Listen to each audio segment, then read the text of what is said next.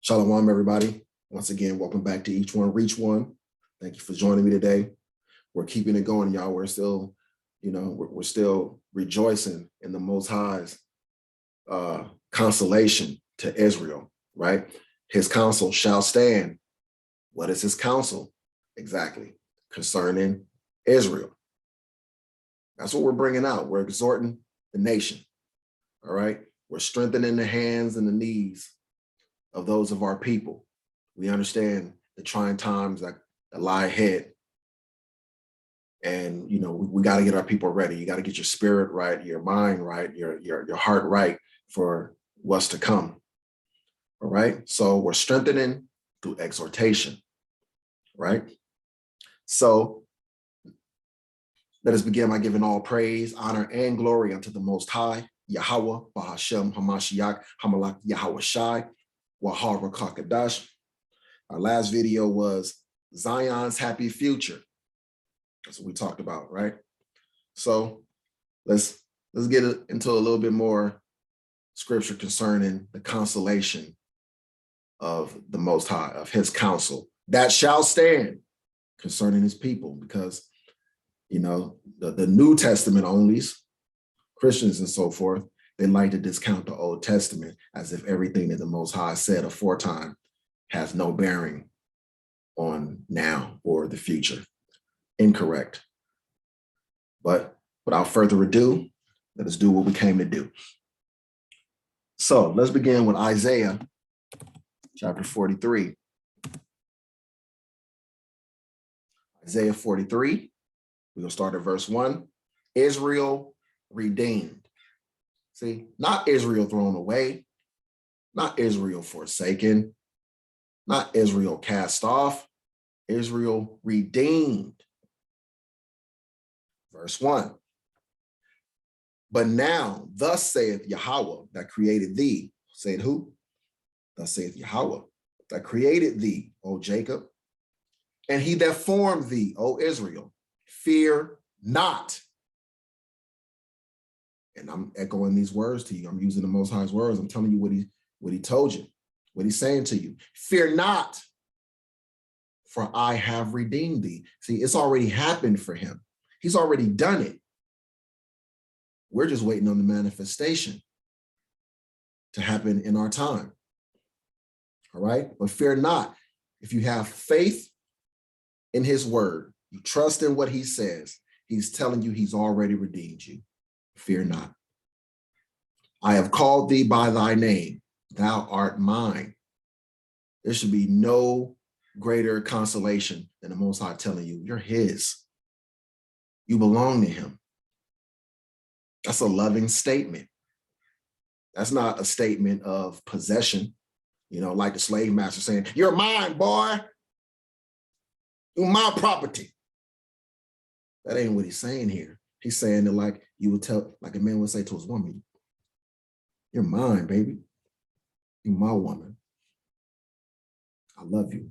You belong to me. That's what he's saying here. That should make you feel some kind of way. All right, verse 2. When thou passest through the waters, I will be with thee. And through the rivers, they shall not overflow thee. When thou walkest through the fire, thou shalt not be burned, neither shall the flame kindle upon thee. And this is important to remember, right? Because the waves, the water, and the tempest, everything's going to come and beat upon the land and upon the peoples. You're going to pass through the waters, and he's going to be with you. You're going to pass through the rivers, and they shall not overflow thee. And you're going to go through a little something, but they shall not overflow thee. Don't get scared by the things that you see. When thou walkest through the fire, because you're going to walk through the fire. You got to pass through the fire. You have to be tried in the fire, in the furnace of affliction. You got to rid you of your impurities. Try you as gold is tried. right? So you're going to walk through the fire. Thou shalt not be burned. That's his promise. That's his promise, that you're going to go through the fire, but you won't be burned by the fire. He promises to save you, to deliver you out of tribulation. Neither shall the flame kindle upon thee. You should not be harmed in any fashion. For I am Yahawah, thy power, the Holy One of Israel. What did he say with his own words? He says, I'm the Holy One of Israel. That's his word. That's him telling you, he's making a statement of fact. For I am Yahawah, thy power, the Holy One of Israel. You have not been cast off, Israel. You have not been forsaken. Don't let your hearts fail for the things that are happening around you. Don't let yourself be vexed by the evil and wicked that's happening in this world. He says, I am thy savior. I gave Egypt for thy ransom, Ethiopia and Seba for thee. Since thou was precious in my sight, thou hast been honorable, and I have loved thee. Therefore will I give men for thee and people for thy life.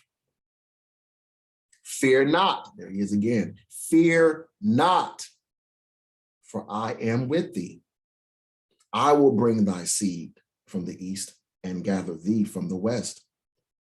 I will say to the north, give up, and to the south, keep not back. Bring my sons from far and my daughters from the ends of the earth, because we're scattered to the ends of the earth in all the nations, right? Fear not, he says. I will bring thy seed from the east and gather thee from the west. I will. That is a promise. I will. He didn't say I might. He didn't say I will consider. He said I will. That's his oath. That's his word. That's his counsel. I will say to the north, give up, and to the south, keep not back. Bring my sons from far and my daughters from the ends of the earth. Who? Even everyone that is called by my name. Letting you know he's specifically talking about Israel. For I have created him for my glory. Israel, I have formed him. Yea, I have made him. Our entire purpose, our existence is about bringing him glory. We are his people, right? We are his people. You're not being thrown away. You will be gathered. That's his promise. He's giving you his word, Israel. Isaiah 44, the blessings of Israel, the blessings. Verse 1. Look at that 144 backwards.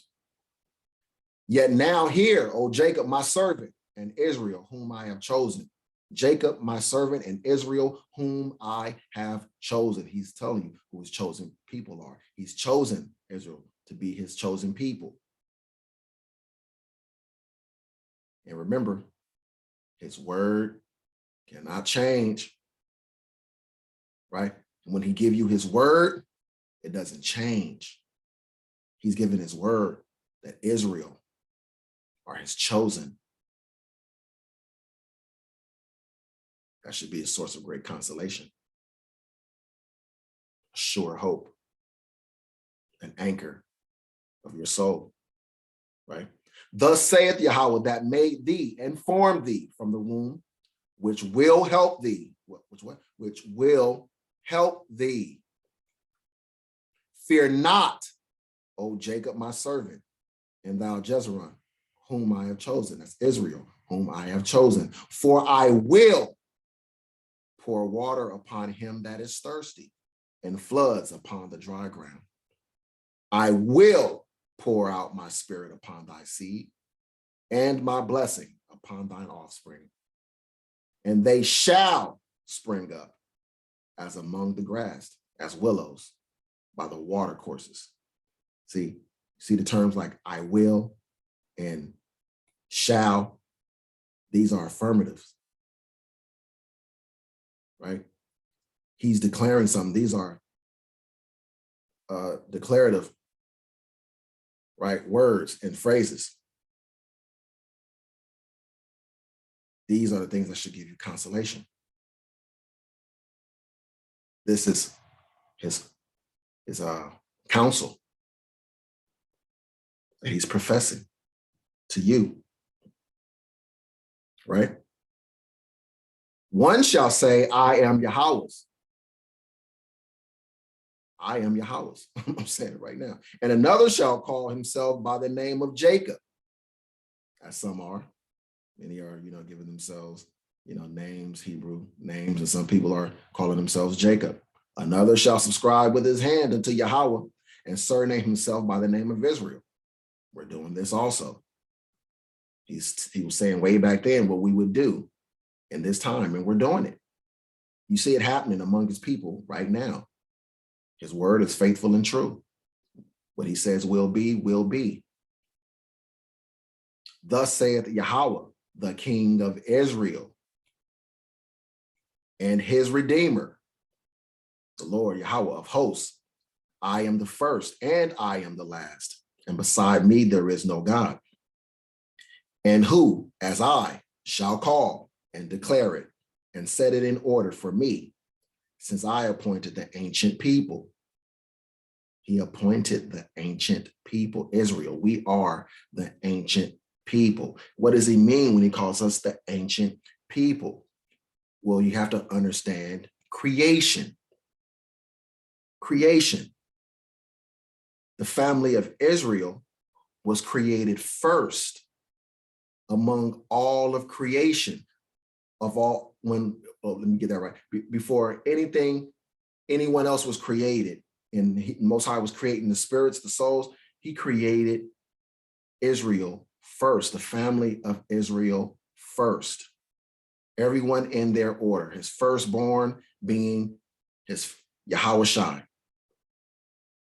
Then after him, the next 144,000 souls created were the elect men of Israel. After that, those who are considered of the remnant of Israel. And after that, those who are considered of the 2/3 of Israel. After that, those of the other nations. Creation resembles the harvest. The same order in which the harvest takes place is the same order of the creation of souls. We were created first, the first spirits.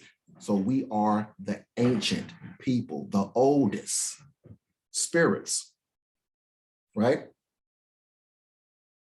Since I appointed the ancient people, Israel, and the things that are coming and shall come, let them show unto them. Fear ye not, neither be afraid. All right, that's his word. That's him giving you a command and consolation and comfort. Fear ye not, neither be afraid. Have not I told thee from that time and have declared it? In other words, haven't I not given you my word? His word should comfort you and take away your fear. And you should no longer be afraid when you trust in his word. Have not I told thee from that time and have declared it? Ye are even my witnesses. Is there a God beside me? Yea, there is no power. I know not any. We are the witnesses of the Most High. We are the ones who are supposed to profess him. We are the way that the rest of the world will come to believe on him. He shows himself through us. That's what he means by witnesses. Not only are we, the ones who talk about him and we profess him and we confess him and we give the testimony of him, but he's supposed to be seen in us and through us. They're supposed to know that he is By seeing us, by what he does to us and through us, with us and for us. It's supposed to provide the proof for the rest of the world that he is.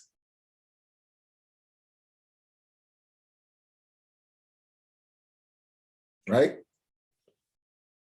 And if we're his witnesses, why would he cast us off when he has created us for his glory? He's created us to be the way that people come to him, the way people learn about him, the way they will come to believe that he is. Right?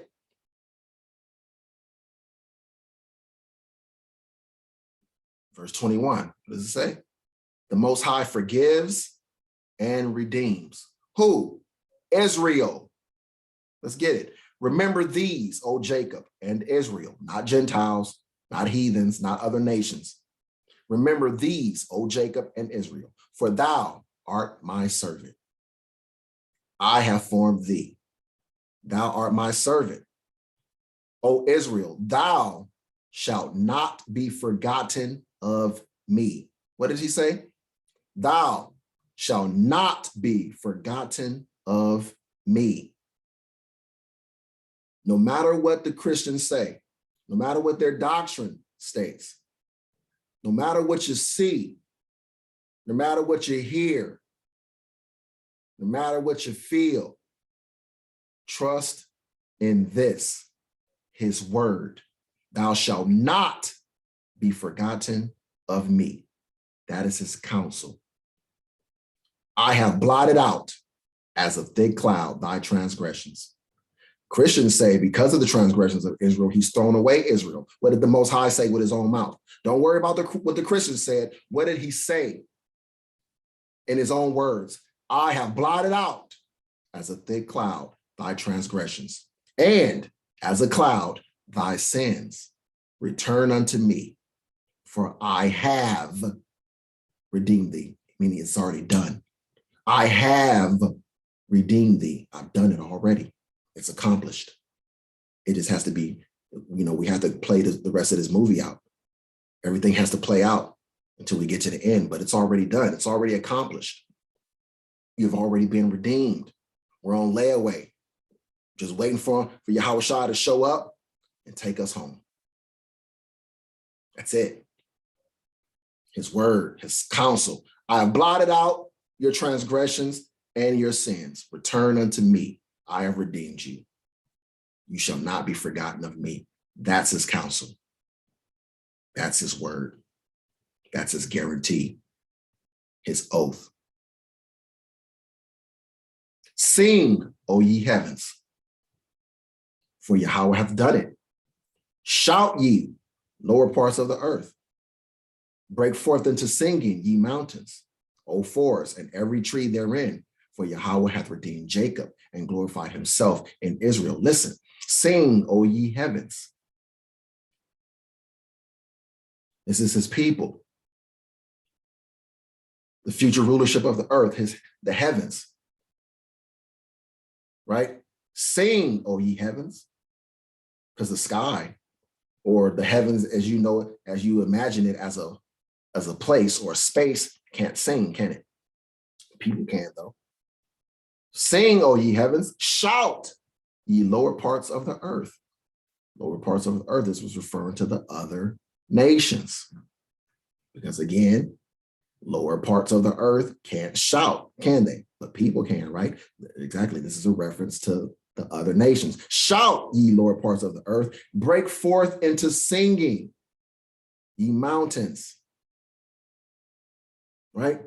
Ye mountains, the elect of Israel, O forest, the people of Israel, and every tree therein, every tree meaning all the peoples, because the different people groups are represented by trees, right? Tell them to break forth into singing. Why? For Yahweh hath redeemed Jacob and glorified himself in Israel. This is supposed to be a cause for rejoicing for all of creation.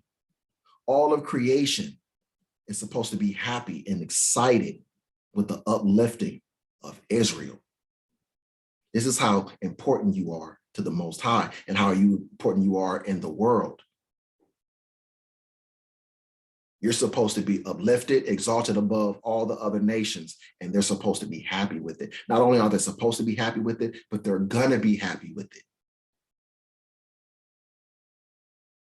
They may not believe that right now. The idea of it right now may be vexing to them, but oh, when it happens, they're gonna break forth into singing. They're gonna be happy. It says, Yahweh hath redeemed Jacob and glorified himself in Israel. He's going to glorify himself through his people, Israel.